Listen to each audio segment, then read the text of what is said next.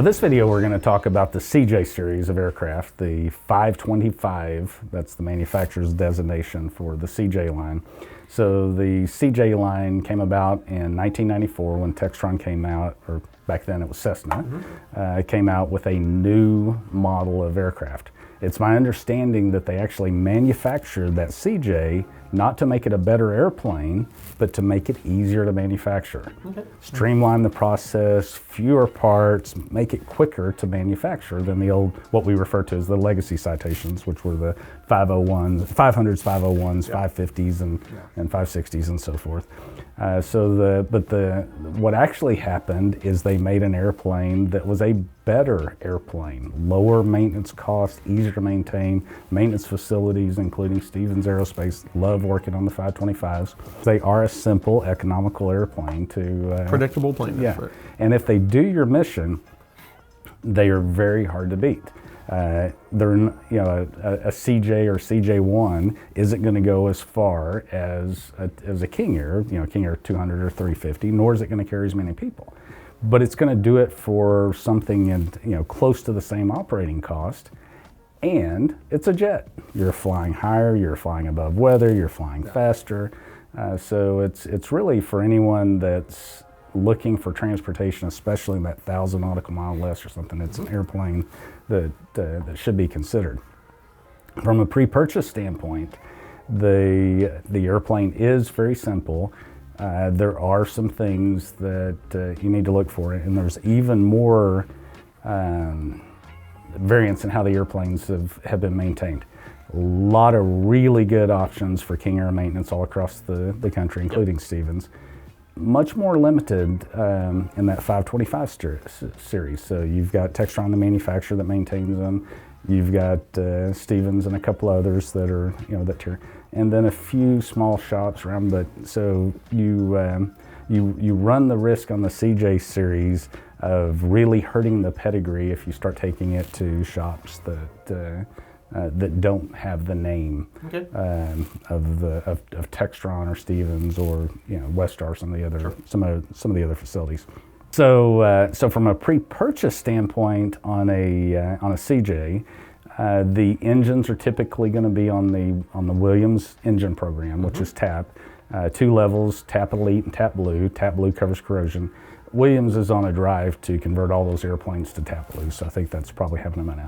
So there is no bore scope inspection on the CJ. You could look for FOD if you wanted to, but Williams takes care of those engines. So unless there's something wrong with the engine, performance-wise, that's you can eliminate the bore scope that we talked about in our previous pre-buy videos out of that. Other than that, it's a straightforward little airplane to inspect and maintain. I tell people, we want to do a good test flight. We want to look for things like windshield heat. Windshield heat and windshields can be a little bit evasive, but it's a really simple little airplane to operate. So we talked a little bit about the CJ, the CJ1. Both of those are the same airframe, just a change in panel, a little tweak to the engines. They went to the Proline 21, or what we like to call the baby Proline 21 when they went to the CJ1. Eventually came 3-tube and kind of a full Proline 21. There are more options for avionics upgrades on the straight CJ than there are the CJ1, so that's a consideration for someone that's buying. That's kept that 2000 and older or 1999 and older CJ alive, is because you do have more options. So it's that airplane is typically is preferred for an owner pilot because of those panel options. Then you get into a CJ2, which is a stretch version of the CJ1, more range, 2 more seats. Then from there you go to the CJ3, which is really where the 525 series started becoming an airplane. It's still the Citation tube, so it's a fairly small cabin, but it's a big, fast airplane that's single pilot. And so the CJ3 Plus was introduced by Textron, incorporating the Garmin panel. That airplane has been wildly successful and is actually cutting quite a bit to the next airplane we're going to talk about, the CJ4, which is the granddaddy of the 525 line. So the CJ4 is just a big, fast, long-range, single-pilot airplane. Good boy.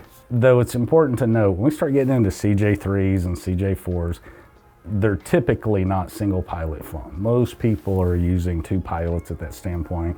Fast airplane, a lot involved there, a lot going on. Two pilots is probably a good idea. And the insurance company is driving that. The insurance company does not like single pilot jets. A lot of the insurance company requirements are starting to require two pilots.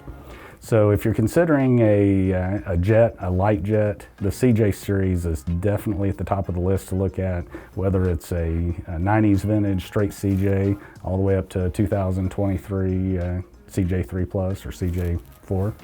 They're worth taking a look at. Well, we need to also mention, you mentioned briefly about avionics upgrades. Standard version versus the ProLine 21 versions, there are upgrades available for both. Correct. Most recently, not to date the video here, but the ProLine Fusion is now available for certain versions of that airplane with ProLine, which will bring it basically into a future-proofed, all the bells and whistles, all the stuff you can imagine. Touchscreen and all that. Yes, touchscreen, great panel.